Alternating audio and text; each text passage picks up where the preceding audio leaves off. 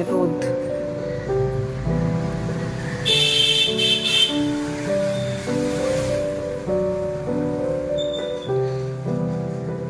যেমন রোদ্দুর তেমনি আকাশে মেঘ, হেভি লাগছে না?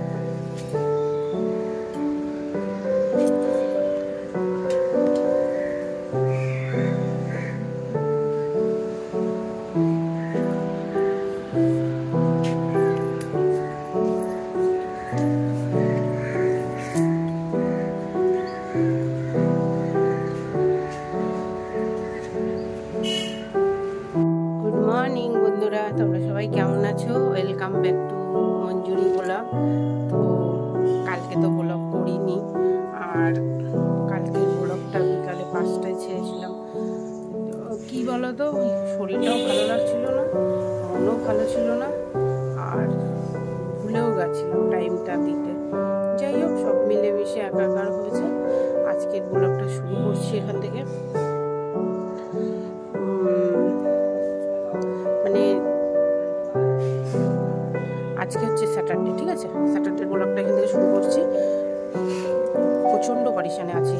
কালকে থেকে কারেন্ট নেই, মানে কারেন্ট নেই মানে কি, লো ভোল্টেজ, যার জন্য জল তোলা যাচ্ছে না, খাবার অ্যাকোয়াগার্ড চালানো যাচ্ছে না, মানে কিছুই হচ্ছে না আর কি, বুঝতে পারছো তো, লো ভোল্টেজের জন্য।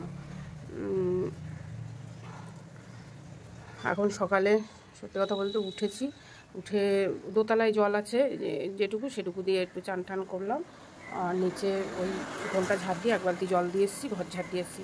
বাসন মাজা যাবে না, মানে জল নেই, মানে বুঝেছো তো। তো এখন দেখি যদি বেশি অসুবিধা হয় তাহলে উপরে এনে বাসনটা মাজবো। আমার তো অত বাসন আজকে দরকার নেই, কেন রান্নাবান্না সব আছে। তো থাকুক, চলে আসবে মনে হয় 1-1.5 ঘন্টার মধ্যে। সবারই পরিশান হচ্ছে, আর ঠিক করার চেষ্টা করছে। দেখি কত দূর কী করতে পারে, তোমাদেরকে এটা বলে দিলাম। আর মন খারাপের কারণটা বলি, হচ্ছে আমাদের একজন খুব কাছের মানুষ, যে হচ্ছে রিমির বাবার আর কি বন্ধু, রাজারাও দা মারা গেছেন হট করে। বৃহস্পতিবার পুজো আচ্চা দিয়ে এসে বসে থেকেই, মানে পুজো আচ্চা দিয়ে এসে হাত পা ধুয়ে বসেছে। উনি ভোরবেলার থেকে না সব মন্দিরে মন্দিরে পুজো দিয়ে বেড়ায়, দিয়ে বাড়ি এসে বসেছে, বসেই মারা গেছে। তো মানে এখানে আবার একটা মানে একটু ইয়ে হয়েছে, মানে একা ঘরে মারা গেছে, তো ওই জন্য আবার পোস্টমর্টম করেছিল।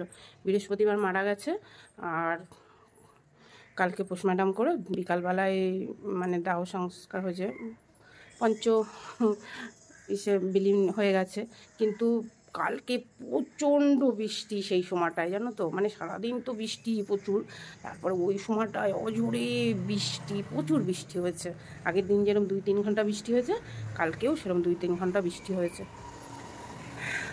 খারাপ লাগছে। কালকে অনেকক্ষণ রাতবেলা রিমির বাবার সাথে কথা বললাম, খারাপ লাগছে, সত্যি খারাপ লাগছে। মানে 56-57 হয়েছিল মনে হয়, এরকম বয়স, মারা গেলেন। চলো, কী করবে, যার যখন সময় তখন কেউ আর আটকে রাখতে পারবে না। মেয়েদের বিয়ে দিয়ে দিয়েছিল ছেলেটা, ওই রিমি আইত্যদের বয়সী। এই যে একে দেখলে এখন সকালবেলা মন ভরে যায়। কি বলছো তোমরা? মানে মন ভরে যায়, মানে মন ভরে যায়, বুঝেছো তো, এমন একটা জিনিস।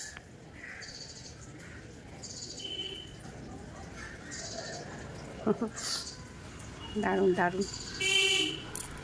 আর এই দেখো, একে রিপোর্টিং করে দেখছো কত বড় হয়ে গেছে পাতাটা। গাছ এখন মোটামুটি ভালোই আছে। আবার একে একে একটু বড় টব দিতে হবে। আর কাকে, এই যে এই গাছগুলোকে, এইগুলোকে মাটির টবে দিতে হবে মনে হচ্ছে। ভালো হচ্ছে না গাছগুলো, দেখি কী করে। চলো, দুটো ফুল।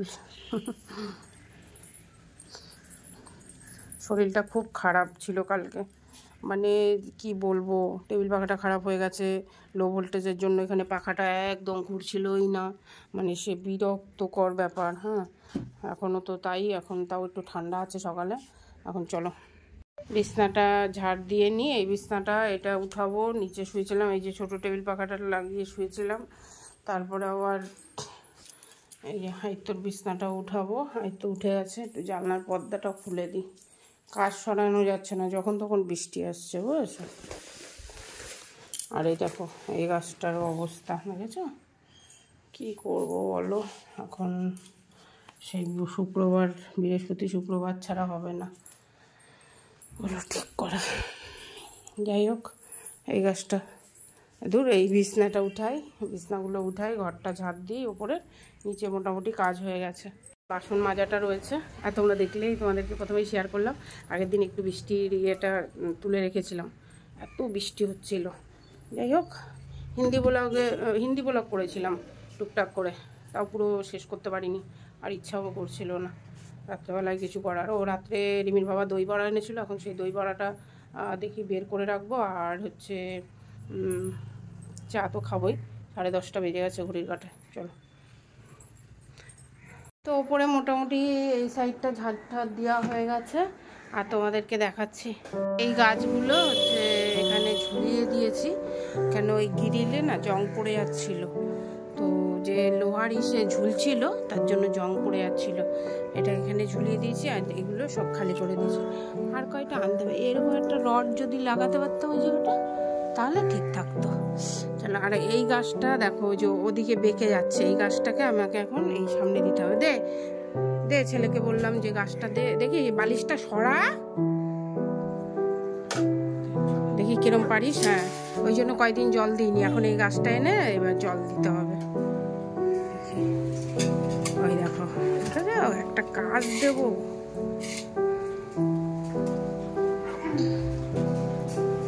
চলো গাছটা রেখে আসি। এই দেখো এই গাছটা, তো এই দেখো গাছটা কিরকম বেঁকে গেছে, দেখছো। এর জন্য এখন গাছটাকে জল দিয়ে এখানটায় সোজা করতে হবে। ও রোদ পেয়ে ওদিকে, যেদিকে রোদ পাচ্ছিল সেদিকে যাচ্ছিল। তো এখন হচ্ছে ভাবছি এটাকে একটা ইসের উপর রাখবো, ফুলের উপরে, চেয়ার ফুলের উপরে। তো ফুল চেয়ার নিয়ে আসি, 3 তলায় আছে। চলো,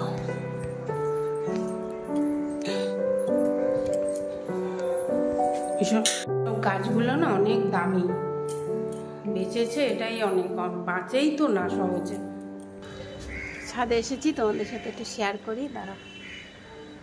এই দেখো গোলাপগুলো দেখেছো, মাছি গোলাপ। এই দেখো মাছি গোলাপগুলো ফুটেছে, ভালো লাগছে না। আর এই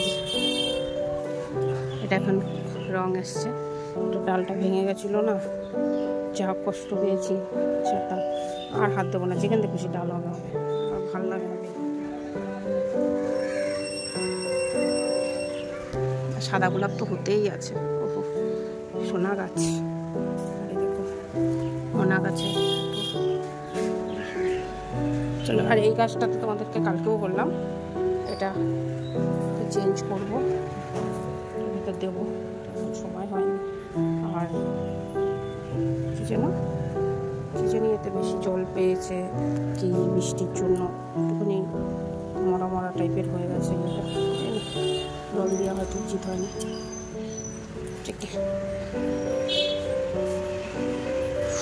এটার একটা সলিউশন পেয়েছি, দেখি টাকা তো লাগবে এবছর, কি করতে পারি কিনা একটা ভাবনা চিন্তা করেছি, বুঝেছো। আর এই দেখো জল জমে রয়েছে, এই যে বৃষ্টির জল পড়েছে, ভীষণ অবস্থা খারাপ।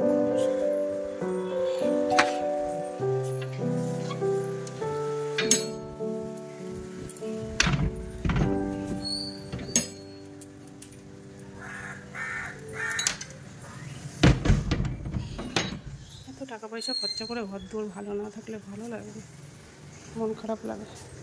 ও এটা নেব, ও না লালটা। চলো, কটা এরকম টুলও আমাকে কিনে রাখতে হবে এবার, ঠিক আছে। এটাকে এইদিকে এইভাবে রাখলাম কেন, আবার আলো পেয়ে এদিকে হয়ে যাবে, ঠিক আছে। দেখো নাকি জল দিতে হবে। চলো, গুছিয়ে ফেলেছি বিছনা, আর একটু আজকে জানলাটা এক পাশটা খুলে দিয়েছি, প্রচণ্ড একটা না, মানে কি আর বলবো, একটু ঘরটা গন্ধ লাগছিল, একটু খুলে দিয়েছি। আর কি বলবো, ইঁদুরের জ্বালায় খুলতে পারি না, বুঝেছো? ইঁদুর এসে এই যে এই গাছের ডাল বেয়ে বেয়ে এসে এই ডালটা কেটে দিলে কিন্তু আসতে হয়তো পারতো না, কি যেন। যাই হোক, খুলে গোছানো হয়ে গেছে। যেখানে সেখানে আদিত্যর আর একটুখানি ঝাড় দেওয়া বাকি আছে, এই যে এই পাশটুকু ঝাড় দিয়ে এবার নিচে যাব। ভালো রোদ উঠেছে বাইরে, রোদটা উঠাই উচিত। গাছে এত জল পেয়েছিল, গাছগুলো পুরো মানে আর কি বলবো। যাই হোক, চলো নিচে গিয়ে একবারে তোমাদের সাথে দেখা হচ্ছে আবার। রান্নাঘরে বাসন আছে অনেক কটা।